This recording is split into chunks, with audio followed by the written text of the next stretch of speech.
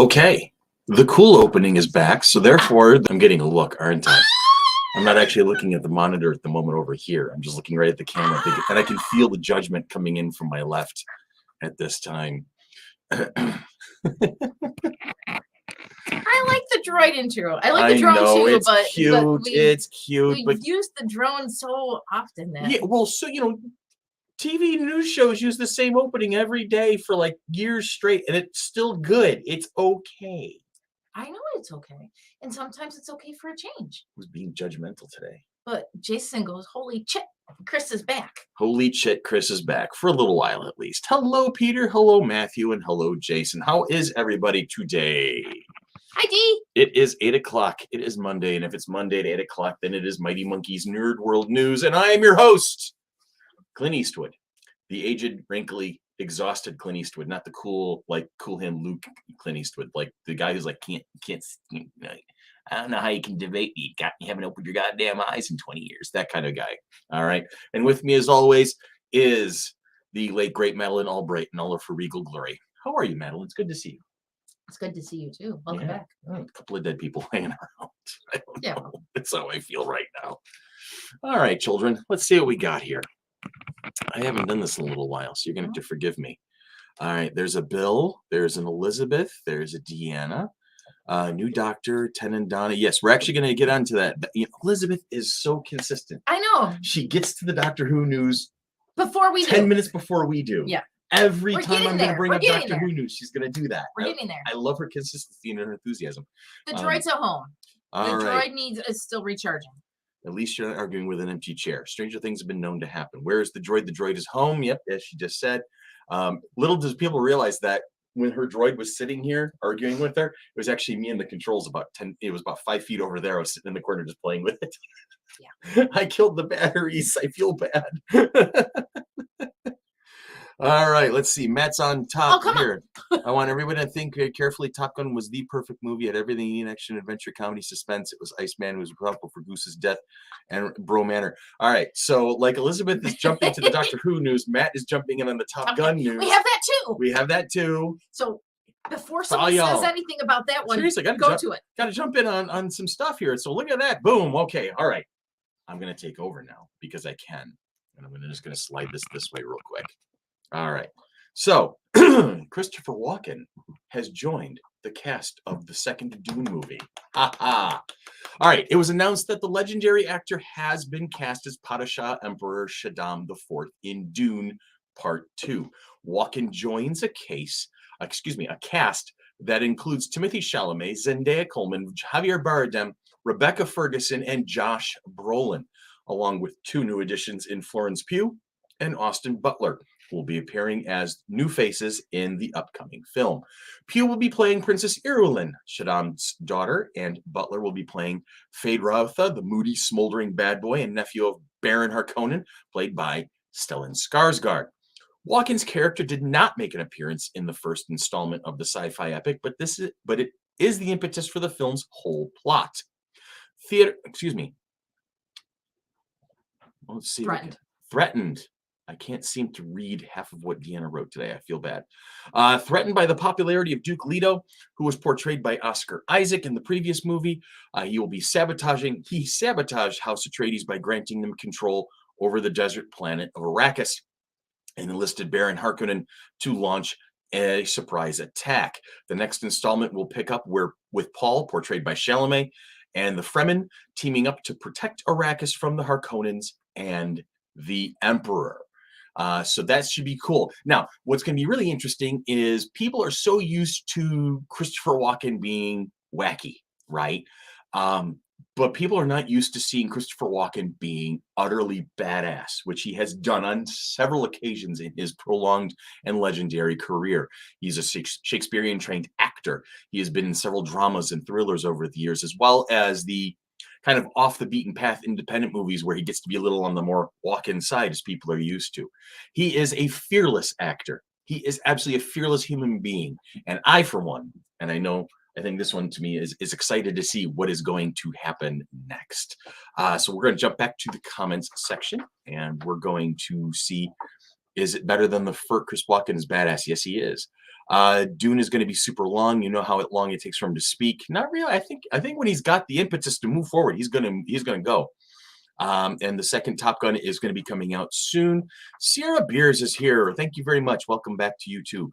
There's an Anne, and Matt goes on to say also, Top Gun has the greatest original score intro theme. No, it doesn't. It's cheesy ass 80s rock. I hated it. But you know what? I'll go ahead and say it. That's your opinion. It's my opinion. So I'm just going to go ahead and say that. I'm going to swing this camera right over here to this pretty face to my left. Hello, Johnny. I have not seen the first Dune. You have not seen the first Dune? I saw the original and I'm like, oh, okay. Yeah, the David Lynch one from the 80s is a wild ride. You really should probably drink a few, not so much glasses of Fat Frog Red, but maybe a bottle of Fat Frog Red to really kind of be able to appreciate it properly. So, yeah, I don't know. I didn't see the newest one, and I don't know if I'm really going to see it. You know what? It was good. I did enjoy it. I was not expecting it to stop where it did, because I'm so used to the original 80s film that goes all the way through to this particular point, which is why it's so long, right? So when it stopped where it did, I was like, wait, there's more to this story. What the hell? So, and then, you know, so that's a thing. Hey, yo, Batman John. Let's see. Chris, are we going to go to World War III, them's fighting words? In regards to Top Gun. To Top Gun? Bring it, Matt. I can take you. All right. So, all right. Here we go. Okay. Let's do some comic chick action. Look at this. There she is. We have comics this week because we comic chicked last week and things like that. And so the first one we have is a Star Wars. It's Han Solo and Chewbacca #2, The Crystal Run Part 2. The heist is on. Han, Chewie, and Greedo have to pull off an impossible heist for Jabba the Hutt. But who can Han trust? Who knows? Spoiler. Han breaks into his target's safe, but you won't believe what's inside. Spoilers. A new fragrance from the Mighty Monkey Company. Marvel's voices identity #1. The greatest Asian superheroes and creators return. Just in time for the Asian American and Pacific Islander Heritage Month comes a new spotlight on the best Asian superheroes in comics. Ms. Marvel, Shang-Chi, Wong, Mantis. Plus, more surprises are to come for an amazing lineup of new and established AAPI creators. So I just love that cover. That is cool. Just jumped out at me. I dig that cover. Yes, it's really cool. And for the return of Christopher, Critical Role Vox Machina Origins #6. I love me some Keyleth. He was looking through the comic pictures, not seeing the script, and he's like looking through them all. He goes, tips his head. He goes, "Is that Keyleth?" And I'm like, "Yes, it is." He goes, "Yay, yay!" That's the question. Vox Machina is returning after their encounter with Sky Sunder and the defrosting of Westrun, with the town blaming the attack on Realm Seer Eskel Rendarian. Was he? Rendarian? Yeah, Rendarian. Who once saved Grog's life. Vox Machina makes tracks to clear the Realm Seer's name. But as happens in these situations, the trail leads to some unusual places. Dun, dun, dun. When are they coming back for season 2?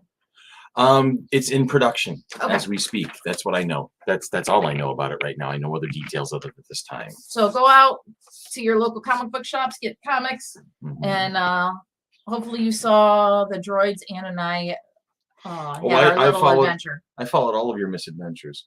See, here's the thing. While I was doing my little time away, I was actually still pretty much right here in this desk. Whenever you'd see Tanya with the black screen behind her, she was up in the attic, and I was sitting here at my desk kind of directing things and making sure the camera angles were going in the right and the graphics were being put up and whatnot.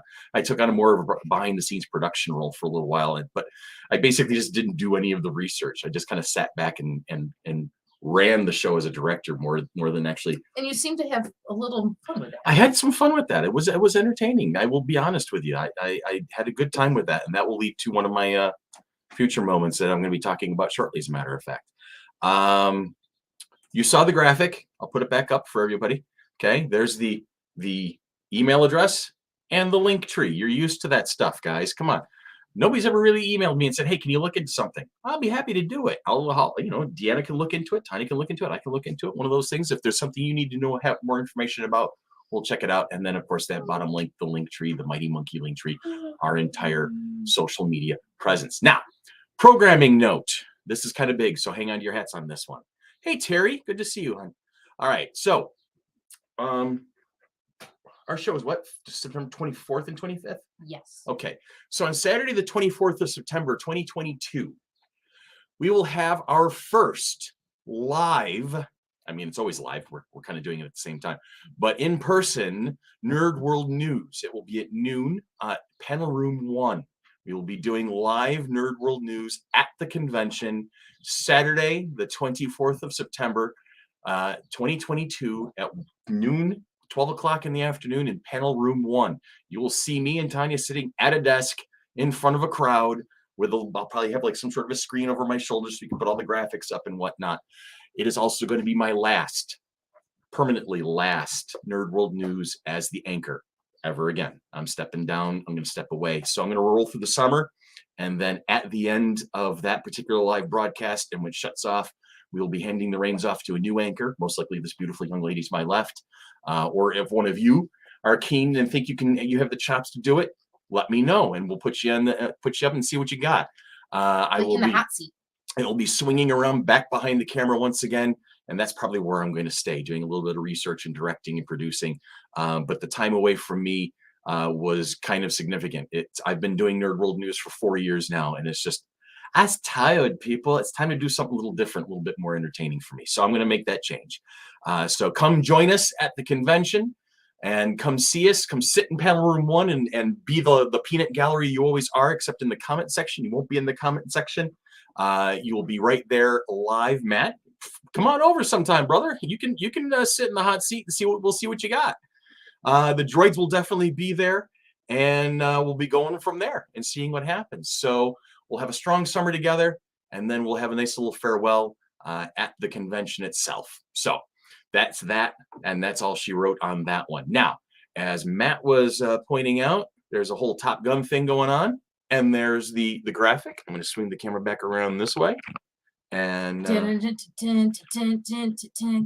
is saying I will get my heckles ready for that.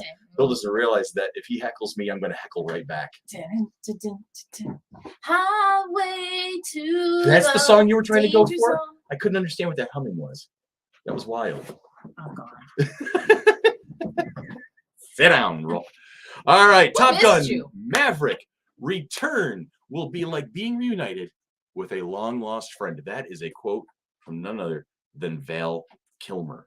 All right, so give me just a second here. I'm going to make a quick adjustment to the screen. Oh, there you go. There now I can see everything. All right, there is no Top Gun reunion without the Iceman. That's how Val Kilmer enlisted himself in Top Gun Maverick, the long-awaited sequel to Tony Scott's 1986 blockbuster. Do you remember? I remember watching it in the theater. I'm old. All right. The original film shot Tom Cruise to stardom as a high-flying Navy pilot, Pete Maverick Mitchell, while Kilmer achieved fan-favorite status as Maverick's sneering rival, Tom Iceman Kazansky. And the actor used that fan-favorite status to personally lobby the makers of Maverick, including Cruise, and director Joseph Kaczynski, and executive producer Jerry Bruckheimer for Iceman's return. In a recent with People magazine, Kilmer compared the experience to being reunited with a long-lost friend, adding that the characters never really go away. Now, while Anthony Edwards and Meg Ryan, who portrayed Goose and his wife Carol, appear in flashbacks in the film, Kilmer is the only one from the original film, aside from Cruise himself, obviously, to appear in the sequel. His brief cameo, which does indeed find Iceman on better terms with Maverick, was filmed as Kilmer was recovering from his battle with throat cancer. This was depicted in the 2021 documentary, Veil. Kilmer's children, Jack and Mercedes, oversaw its production, which contains behind-the-scenes footage from the set of the original Top Gun. And that will be coming out May 27th. May 27th. That's just a couple weeks away, It's Tanya. next Friday. Next Friday? Not this Friday, but next Friday. Oh, my stars and garters. And we've already decided that you, me, and Sean are going. Okay. Thank you for letting me know. Well, we talked about it at Doctor Strange. I don't remember. I don't remember what I had for lunch this afternoon. Did you eat lunch? I think so.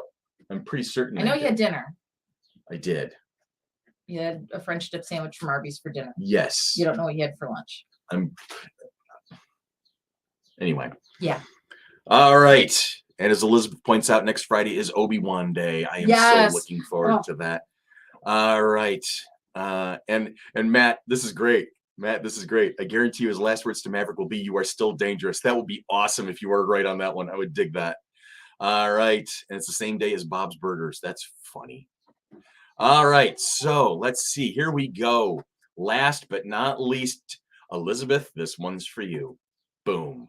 All right. Fire up the TARDIS, kids. Doctor Who alumni David Tennant and Catherine Tate are returning in 2023. This kind of falls in with some of the rumor mongering. There were people who were like, "Oh, David Tennant's coming back as the Doctor." People were predicting that he would be the 14th some way. I'm not sure how that was supposed to work, but he's going to be here nonetheless. I keep pointing in the wrong direction. I keep pointing at my monitor, not where the actual screen is on the thing. All right. In celebration of the long-running and fan favorite show, the BBC has announced that David Tennant and Catherine Tate will reunite in 2023 for the show's 60th anniversary celebration. Tennant, the 10th Doctor to portray the Doctor at the time, the 10th actor to portray the Doctor in time travel series, held the role from 2005 to 2010. Tate played his companion Donna Noble, making her debut in the final episode of 2006's season, before reprising her role from 2008 to 2010. In Noble's final appearance on the show, the Doctor wiped her memory in order to save her life. No other details were given as to the storyline would be for the beloved 10th Doctor and his companion. Showrunner Russell T Davies would only say this, and you can hear Russell saying it too. "Maybe this is a missing story or a parallel world or a dream or a trick or a flashback. The only thing I can confirm is that it's going to be spectacular as two of our greatest stars reunite for the battle of a lifetime." I think whatever is going to happen, get back on screen, get off your phone. All right, stop shopping. All right. Maverick tickets are purchased. Yay. And guess what? What? Theater 9. Theater 9, our usual theater. I made sure that we were in When Theater Tanya 9. and I show up at Tinseltown, we were always more often than not, we're in Theater 9. I think that's like the prime time one for whatever opening night That's fair. it is. Because the showtime I got was the 6:40 one. Yeah. So it's the one that's right around 7-ish in the regular theater. So Sean, if you're watching, 6:40 next Friday, the 27th, you get the snacks. All right. I have the tickets. And there was a set picture that was released today. And Elizabeth points out that he's got a new costume. It's his usual costume, but he's got a dark trench coat instead of the usual tan trench coat. And that's what everyone bonkers. is. People are going bonkers over the color of his trench coat. I don't know what to tell you. I'm just going to sit back. I'm going to take my usual approach of I'm going to sit back and enjoy the show. That's my usual thing. I try not to overanalyze it ahead of time because that only leads to being completely, bonkerific. Matt is saying, can I come? It's Tinseltown, Cinemark. The 6:40 show. Mm-hmm. Our tickets are currently in row D. Yep. We have 12, 13, and 14. Yeah. So you can pre-purchase tickets now and get them. If you want to join us, there you have it. You know where to find us on that. Was it Friday? Friday the 27th. Friday 27th. We will be at Tinseltown in Theater 9 in row what again? D. D. I thought we usually sit in E. Well, if you want to get Sean and me together and with you, then it has to be 3 in a row. So we have to go D. Yeah, I mean, E had some, but it was like starting to shift over, not necessarily right in the center. Yeah. You know how I like sitting in the center of the theater. Okay. Yeah. So you can see the whole All right, children. So that's that then. Hey, that's a show. So what we're going to do now is to remind you to have a great week, have a safe week. And I'm going to click a couple buttons before I say the last thing. And we'll see you all again next week.